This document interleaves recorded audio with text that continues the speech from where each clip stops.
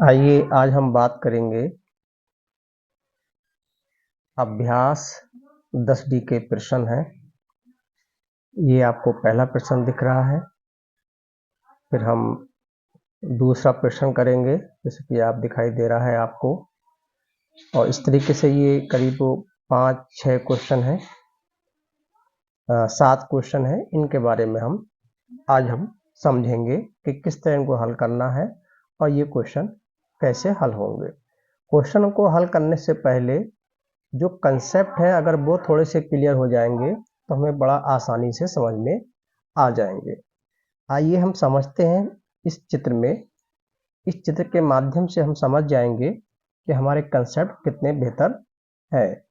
यदि आपने इस चित्र को समझ लिया, हम इस चित्र को आप समझाने का प्रयास करेंगे जिससे आपको आसानी से कुछ चीज़ें समझ में आ जाएंगी। ये हमने माचिस की तीली ली है जो आप देख पा रहे हैं।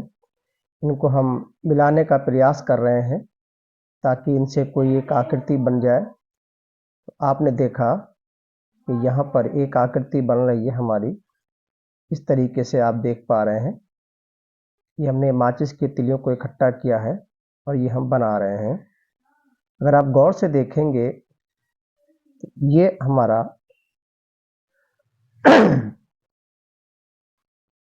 एक वर्ग बन गया। क्या बन गया बच्चों? ये एक वर्ग बन गया, एक स्क्वायर बन गया।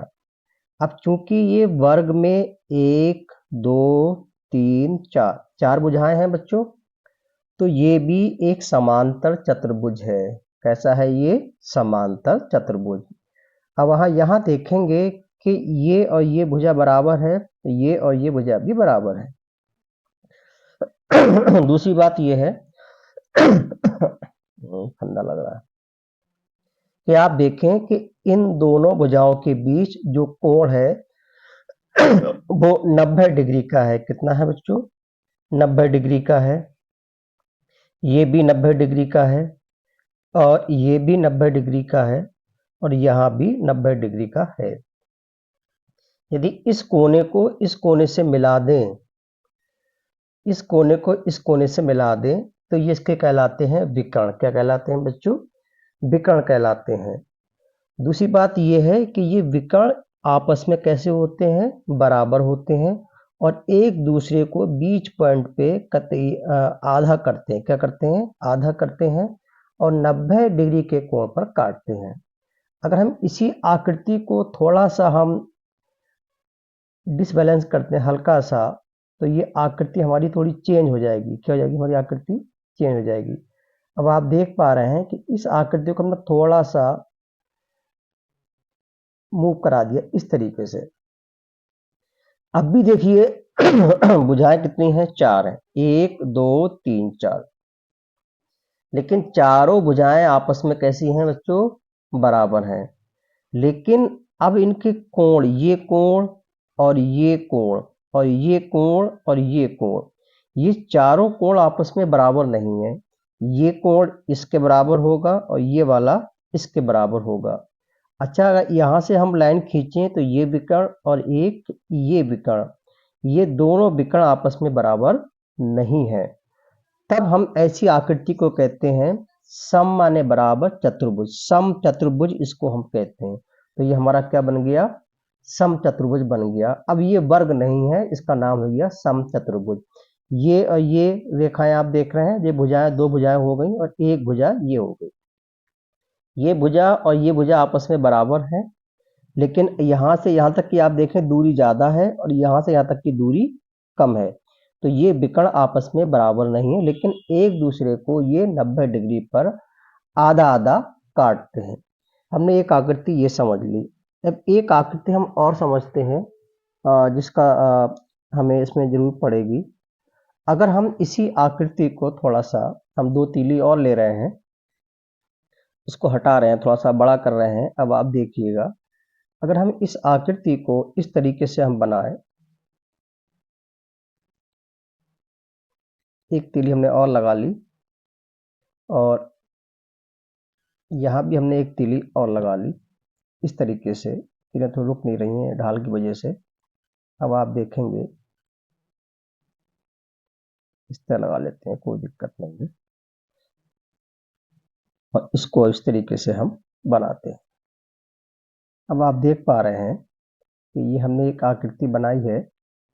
इसको थोड़ा सा हम शिफ्ट करेंगे इस तरीके से। आज आवाज बैठ रही है बच्चों, गला थोड़ा साफ नहीं है।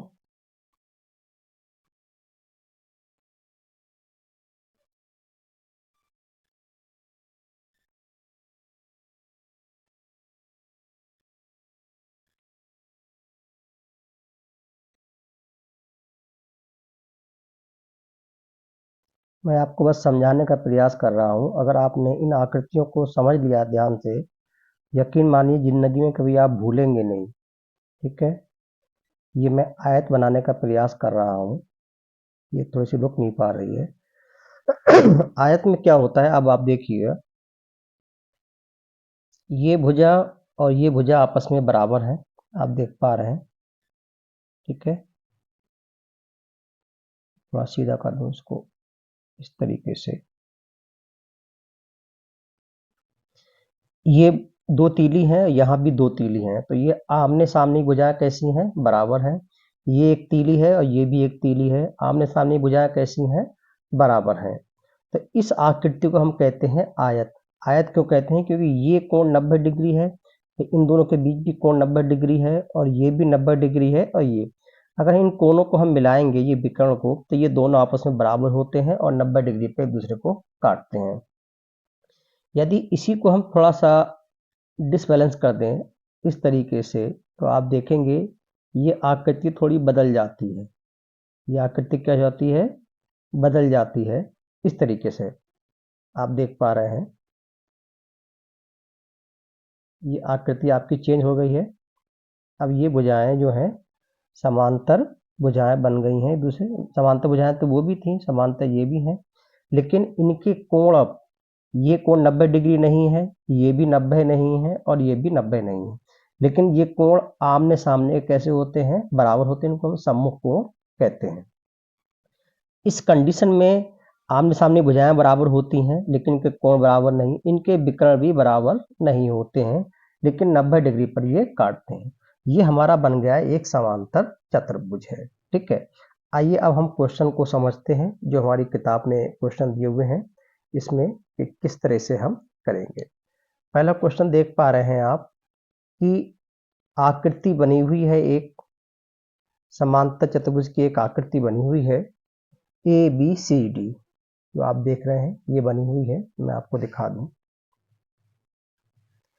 ए बी सी डी आकृति बनी हुई है, और आपसे कहा गया है कि वे प्रतिबिंब बताइए, अगर ये आकृति समचतुर्भुज होगा तब क्या होगा, आयत होगा तब क्या होगा, वर्ग होगा तो क्या। इस आकृति के अगर तीन रूप बना दें, समचतुर्भुज हो, वर्ग हो, तब क्या होगा, ये आपसे पूछा गया है। अब देखिए, अभी हमने चर्चा की आपसे, इन्होंने कहा कि एक, यह बना देते हैं इनके क्वेश्चन के हिसाब से, एक आकृति है, थोड़ी तिरछी है, उन्होंने उसका नाम रखा है ए बी सी डी। ठीक है, इस आकृति के बारे में वो कह रहे हैं कि यदि ये समचतुर्भुज हो, मतलब पहली कंडीशन है कि कह रहे हैं समचतुर्भुज हो तो क्या होगा, सम चतुर्भुज हो, पहली बात। दूसरी बात वो कह रहे हैं अगर ये आयत हो तो क्या होगा। तीसरी बात, अगर ये वर्ग हो तो क्या होगा। देखिए, सम चतुर्भुज का मतलब होता है कि सम माने बराबर। अगर ये इस तरीके से है,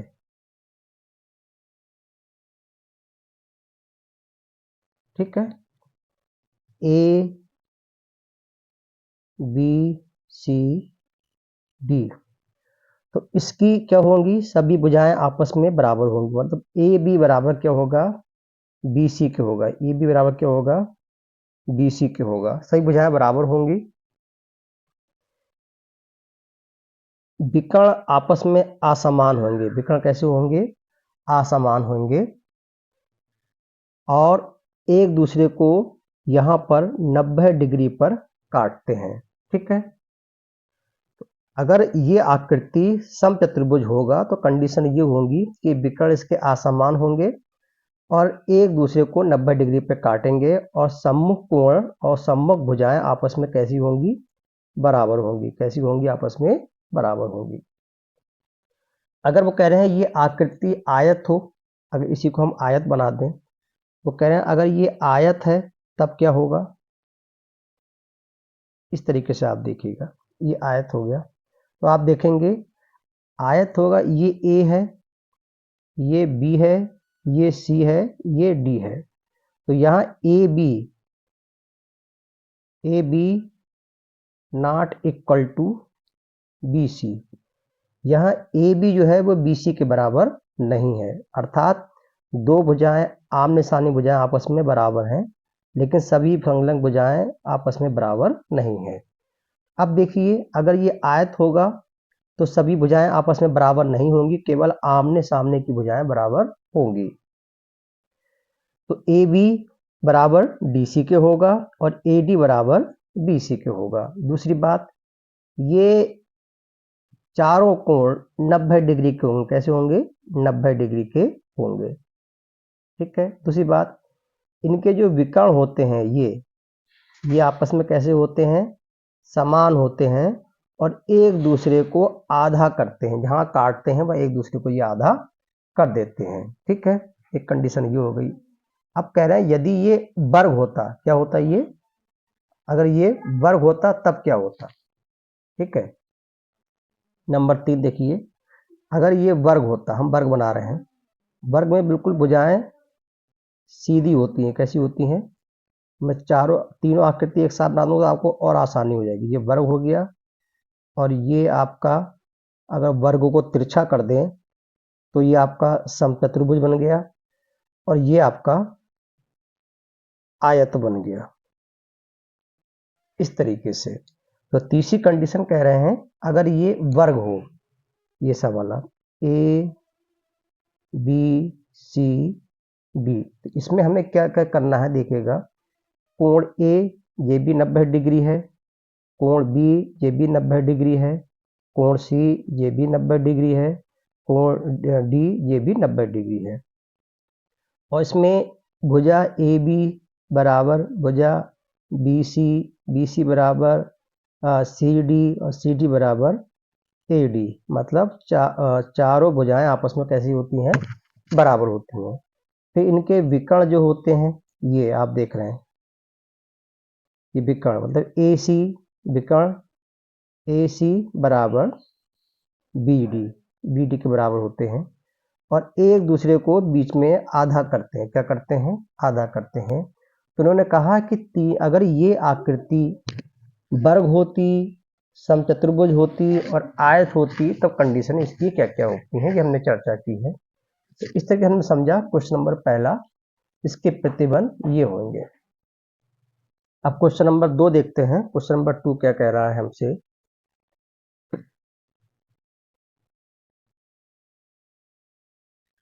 समांतर चतुर्भुज एबीसीडी में निम्नांकित प्रत्येक कथन के सत्य होने पर आकृति को किस नाम से पुकारेंगे। मतलब ए बी बराबर बी सी के हो और ए बी सी बराबर 90 डिग्री हो और ए बी सी 90 डिग्री हो और ए बी बराबर बी सी के हो। यहाँ 3 कंडीशन दी हैं, आप देखेंगे कि क्वेश्चन नंबर 2 हम देखेंगे।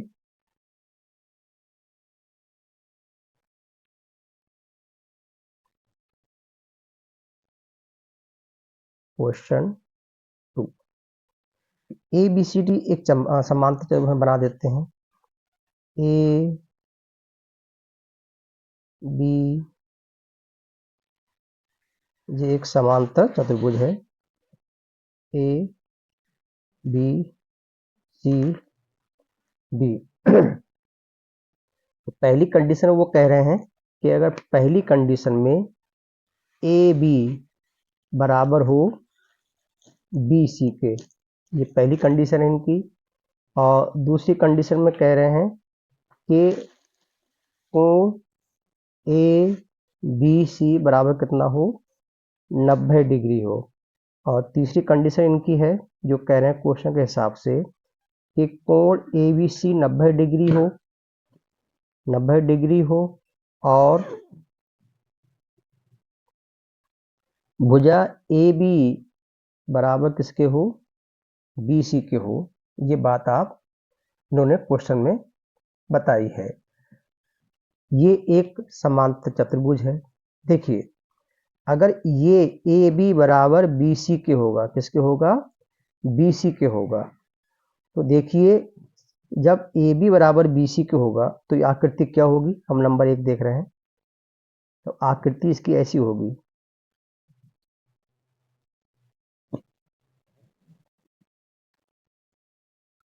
ये ए है, ये बी है, ये सी है और डी है। ठीक है, तो ये भुजा इसके बराबर है। जब ये इसके बराबर होगी तो आमने सामने भुजाएं भी कैसी होती हैं, बराबर, ये इसके बराबर होगी। तो ये बन गया हमारा समचतुर्भुज। क्या बन गया, समचतुर्भुज। तब ये हमारा समचतुर्भुज होगा। क्या होगा, समचतुर्भुज होगा। कंडीशन 2 देखिए, कंडीशन 2 में क्या कह रहे हैं ये कि ए बी सी 90 डिग्री हो, लेकिन भुजाओं के बारे में बात नहीं की गई है। दूसरी कंडीशन में देखेंगे कि ए बी सी क्या है हमारा, 90 डिग्री। 90 डिग्री कब होता है, जब दो भुजाओं के बीच कोण कितना हो, 90 डिग्री। इस तरह देखिएगा, ये कोण कितना है, ए बी और सी, ए बी सी जो बीच में आता है वो कोण ये कितना है, 90 डिग्री। ठीक है, तो इसमें ये भुजा इसके बराबर होगी और ये भुजा इसके बराबर। अब ये आकृति क्या होगी, आयत होगी। क्या होगी, ये आकृति हमारी आयत होगी। आपसे पूछा गया है कि आकृति कौन सी होगी। अगर हम कंडीशन 3 को देखें, आप तीसरी कंडीशन कह रहे हैं कि कोण ए बी सी 90 डिग्री है, लेकिन भुजा ए बी और बी सी बराबर है। इसका मतलब ये हुआ कि 90 डिग्री तो होगा, लेकिन ये दोनों भुजाएं, ये और ये आपस में कैसी हैं, ए बी और सी दोनों बराबर हैं और कोण कितना है, 90 डिग्री का। तो जाहिर सी बात है कि ये हमारा क्या होगा, वर्ग होगा। क्या होगा, हमारा वर्ग होगा। तो उन्होंने 3 कंडीशन दी, इसके अनुसार आपसे ये पूछा गया। अब हम क्वेश्चन नंबर 3 देखते हैं।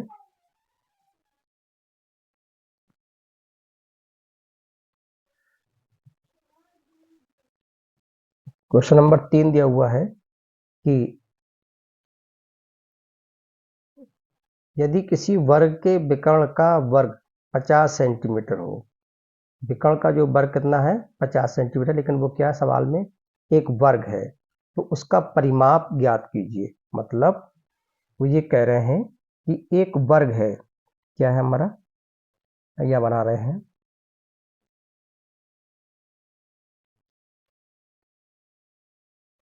ये एक वर्ग है।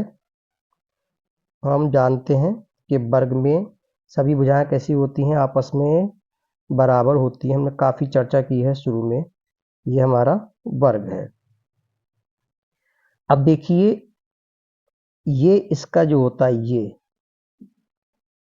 ये इसका विकर्ण है। क्या है, ये इसका विकर्ण है। तो हम जानते हैं कि विकर्ण का वर्ग, पाइथागोरस प्रमेय से देखेंगे आप, पाइथागोरस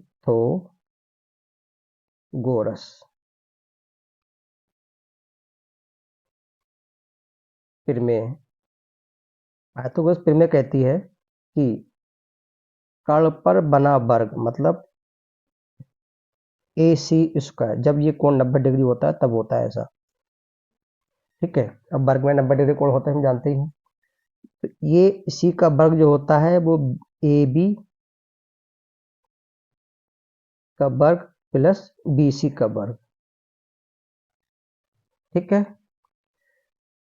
अब देखिए ए सी स्क्वायर बराबर, अब ये दोनों आपस में बराबर हैं, वर्ग की चारों भुजाएं बराबर होती हैं, तो ए बी और बी सी। तो हम ए बी स्क्वायर ऐसे ही लिखेंगे और इसको भी हम ए बी लिख देंगे क्योंकि ए बी और बी सी आपस में बराबर हैं। ठीक है, वर्ग की चारों भुजाएं आपस में कैसी होती हैं, बराबर होती हैं। आगे हल करेंगे तो ए सी स्क्वायर बराबर हो जाएगा हमारा 2ab स्क्वायर। कितना जाएगा, 2ab। जिन दोनों को जोड़ेंगे तो 2ab स्क्वायर हमारा हो जाएगा। और क्वेश्चन में हमें ये विकर्ण का जो वर्ग दिया हुआ है वो दिया हुआ है हमारा 50। कितना दिया हुआ है, 50 क्वेश्चन में। तो 2ab स्क्वायर, ठीक है, डेट इज ab स्क्वायर बराबर 50 के नीचे 2 पहुंच जाएगा इस तरीके से, क्योंकि ये संख्या हमेशा गुणा में होती है, उसके नीचे पहुंच जाती है। तो कितना आएगा हमारा ये 25। तो ए बी स्क्वायर बराबर, इसको लिख सकते हैं 5 गुणा 5। तो ए बी बराबर हमारा होगा, ये जो वर्ग है ये इसके ऊपर वर्गमूल बन जाएगा ऐसे, 5 गुणा 5। जब 2 होते हैं तो उसमें से एक बाहर आ जाता है, तो हमारा ए बी बराबर कितना आ जाएगा, 5 सेंटीमीटर हमारा आ गया। तो हमारा आकृति में आप देखें ये कितना आ गया हमारा, 5 सेंटीमीटर। जब ये 5 होगा तो ये भी 5 होगा, क्योंकि वर्ग की सभी भुजाएं कैसी होती हैं, बराबर। तो ये भी 5 होगा और ये भी हमारा 5 सेंटीमीटर होगा। और वर्ग का जो परिमाप होता है, वर्ग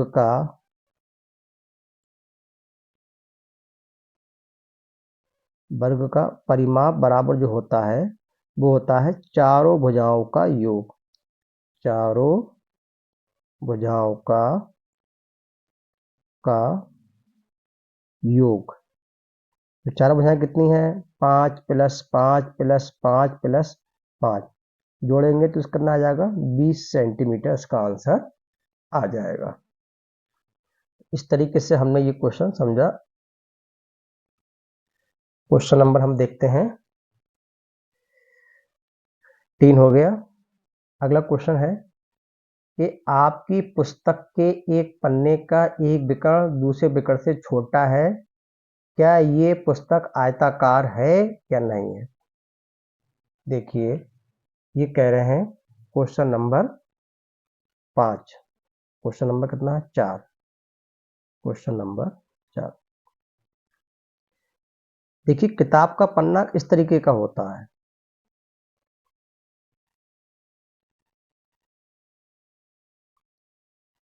ठीक है।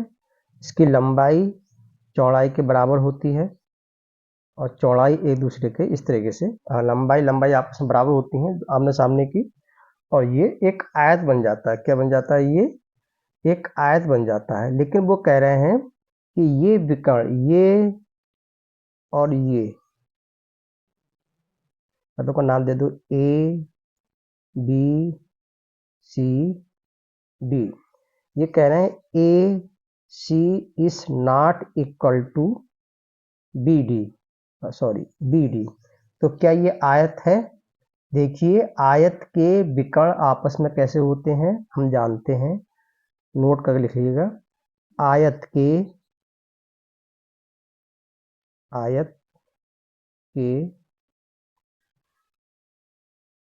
विकर्ण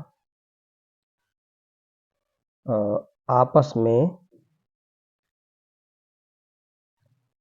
बराबर होते हैं। तो ये आयत नहीं होगा, क्योंकि क्वेश्चन में ये विकर्ण एक दूसरे के बराबर नहीं है, इसलिए ये कथन हमारा गलत है, ये आयत नहीं होगा।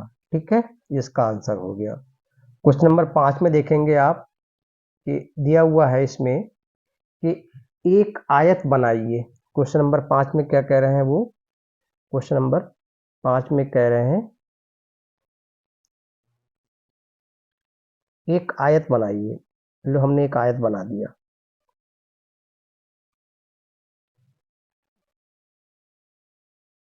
इसका नाम दे दिया ए बी सी डी। हमने एक आयत बना दिया। एक आयत बनाई है जिसकी संलग्न भुजाएं, मतलब ये जो जुड़ी हुई भुजाएं, ये भुजा यहाँ जुड़ी, ये ए बी और बी सी, ये 6 सेंटीमीटर है और ये हमारी 8 सेंटीमीटर है। इनके विकर्ण को नापिए, ये विकर्ण है,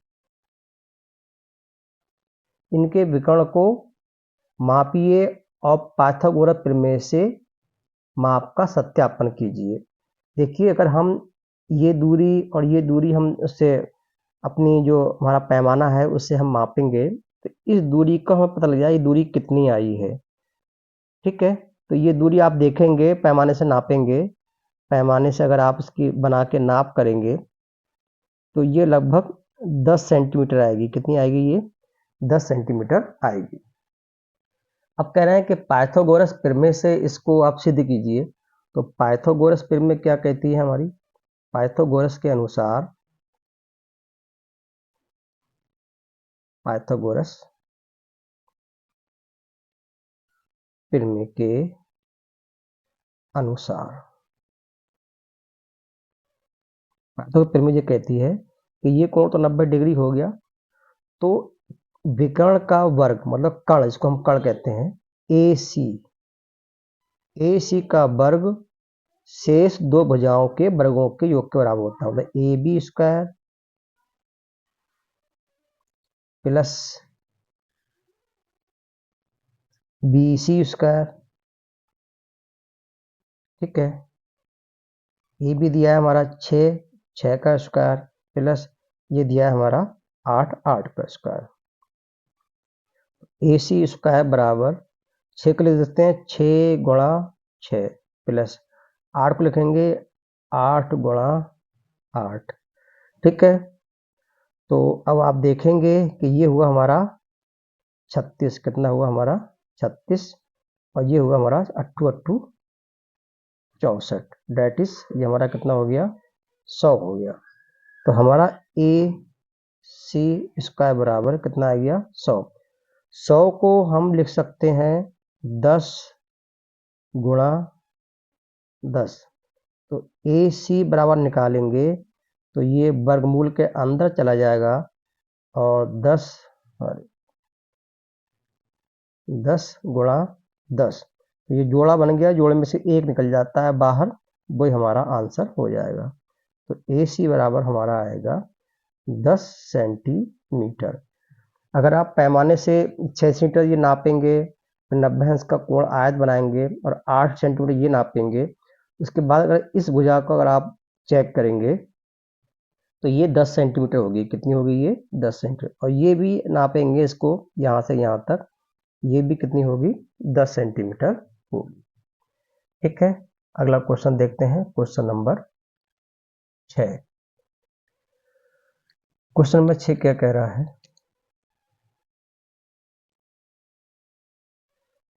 क्वेश्चन नंबर 6 तो कह रहे हैं कि एक आयत बनाइए जिसकी संलग्न भुजाएं 5 सेंटीमीटर और 12 सेंटीमीटर है। इनके विकर्ण को नापिए और पाइथागोरस प्रमेय से सिद्ध कीजिए। वही ये अभी क्वेश्चन किया हमने, सेम क्वेश्चन है कि एक आयत बनाइए, ये हम पट्टी से नापेंगे इसे 5 सेंटीमीटर, फिर हम 12 सेंटीमीटर ये नापेंगे। ठीक है, तो ये कितना हो गया? 90 डिग्री का कोण। तो इन दोनों को आपस में इस तरीके से मिला देंगे पटरी की सहायता से। ठीक है, 90 अंश का कोण बनाने के बाद ये हमारा ए बी और सी और डी संलग्न भुजाएं, ये कहना है ये 5 सेंटीमीटर है और ये हमारा 12 सेंटीमीटर है। अगर आप पटरी पैमाने के जरिए 90 अंश का कोण बना के ये इस तरह की आकृति आप बनाएंगे तो ये जो कर्ण है हमारा, इसकी माप आएगी आपकी 13 सेंटीमीटर। आप प्रैक्टिकल करेंगे, फिर इसको आप सिद्ध करेंगे पाइथागोरस प्रमेय से। तो देखिए कर्ण का वर्ग क्या होता है? इसको कर्ण बोलते हैं। कर्ण का वर्ग और शेष दो भुजाओं के वर्गों के योग के बराबर होता है। ए बी का वर्ग होगा, क्या होगा? अभी हम कर चुके हैं, A B plus B C का स्क्वायर। ए सी स्क्वायर बराबर A B square plus B C square. ये भी दिया है 5 का स्क्वायर प्लस 12 का स्क्वायर। तो ए सी का स्क्वायर बराबर ये 25 होता है, ये 144 होता है। ठीक है, उनको जोड़ेंगे तो ये हो जाएगा 169, डेट इज, तो AC बराबर हमारा आ जाएगा 13 सेंटीमीटर। ये इसका आंसर हो जाएगा। तो ये पाइथागोरस प्रमेय से भी सिद्ध हो जाएगा। जब आप पट्टी पैमाने की सहायता से एक आयत बनाएंगे तो ये आपको आंसर इतना मिलेगा। क्वेश्चन नंबर 7 देखते हैं। समचतुर्भुज का एक विकर्ण यदि उसकी एक भुजा के बराबर हो तो इनके सभी अंतःकोणों का मान। क्वेश्चन नंबर 6 काफी अच्छा क्वेश्चन है। क्वेश्चन नंबर 7 करें, समचतुर्भुज है, सम माने बराबर, चतुर माने चारों, भुजाएं माने भुजाएं, जिसकी चारों भुजाएं बराबर हो। ठीक है, A B C D। अब वो कह रहे हैं कि इसका जो विकर्ण है ये सब वाला AC, ये BC के बराबर है सवाल के अनुसार। प्रश्न के अनुसार, प्रश्न के अनुसार AB बराबर AC। ठीक है, और हम जानते हैं कि जिस सब भुजाएं समचतुर्भुज की आपस में कैसी होती हैं, बराबर होती हैं। जब ये बराबर है और ये इसके बराबर है तो ये तीनों भुजाएं कैसी होगी हमारी, तीनों भुजाएं हमारी कैसी हो गई, बराबर। और जब तीनों भुजाएं बराबर होती हैं तो जो त्रिभुज बनता है वो होता है हमारा समबाहु त्रिभुज। कितना होता है, इसे कहते हैं समबाहु त्रिभुज, A B और C। तो इन तीनों कोण जो होते हैं वो 60 डिग्री के होते हैं। समबाहु त्रिभुज के तृतीय कोण कितना होगा, 60 डिग्री। अब ऐसे कर लीजिए, कोण A प्लस कोण B प्लस कोण C बराबर 360 डिग्री होता है, सॉरी 180 डिग्री होता है। कितना होता है, 100। किसी त्रिभुज के तीनों कोण का योग 180 होता है। अब तीनों कोण आपस में बराबर हैं, क्योंकि समबाहु त्रिभुज में ये भुजा जब बराबर होती हैं तो तीनों कोण आपस में बराबर होते हैं। तो 3 कोण A कर लीजिए आप, बराबर 180 डिग्री। तो कोण A बराबर 180 बटे 3 बराबर कितना आ गया, 60। तो ये भी 60 डिग्री होगा और ये भी 60 डिग्री होगा और ये भी कितना होगा, 60। तो B कितना आया हमारा, 60। तो ये B कितना होगा हमारा, 60। जब ये 60 है तो समांतर चतुर्भुज में सम्मुख कोण बराबर, तो ये भी कितना होगा हमारा, 60 होगा। ये हमारा इतना 60 आया तो ये भी 60 होगा, तो कितना हो गया हमारा, 120। तो ये 120 होगा तो ये भी हमारा कितना होगा, 120। इस तरीके से हमें इसके जो चारों अंतःकोणों का मान कितना हुआ, कोण B बराबर 60 डिग्री, कोण C बराबर 120, कोण D बराबर 60 डिग्री और कोण A बराबर 120 डिग्री। इस तरीके से हमने ये क्वेश्चन हल किए। तो आज की इस वीडियो में, आज की इस पार्ट में हमने सीखा, कुछ महत्वपूर्ण बिंदु सीखे हैं जिनको हम आपके साथ शेयर कर रहे हैं, जो बहुत जरूरी है। ठीक है, तो इस अध्याय में हमने सीखा कि चतुर्भुज के सभी अंतःकोण का योग 360 डिग्री होता है और समांतर चतुर्भुज की सम्मुख भुजाएं आपस में कैसी होती हैं, समान होती हैं। समांतर चतुर्भुज के सम्मुख कोण मतलब आमने सामने के कोण कैसे होते हैं, समान होते हैं। और समांतर चतुर्भुज के विकर्ण एक दूसरे को आधा करते हैं, समद्विभाजित करते हैं। आयत के विकर्ण कैसे होते हैं, समान होते हैं और एक दूसरे को समद्विभाजित करते हैं, मतलब बराबर बराबर हिस्सों में बांटते हैं। समचतुर्भुज के विकर्ण असमान होते हैं, बराबर नहीं होते हैं तथा एक दूसरे को 90 डिग्री पर काटते हैं। वर्ग के विकर्ण समान होते हैं तथा परस्पर समकोण पर 90 डिग्री पर एक दूसरे को काटते हैं। ये आज के हमारे महत्वपूर्ण बिंदु थे। आज के लिए इतना ही। Thank you so much. Channel को सब्सक्राइब करिएगा, लोगों को शेयर करिएगा।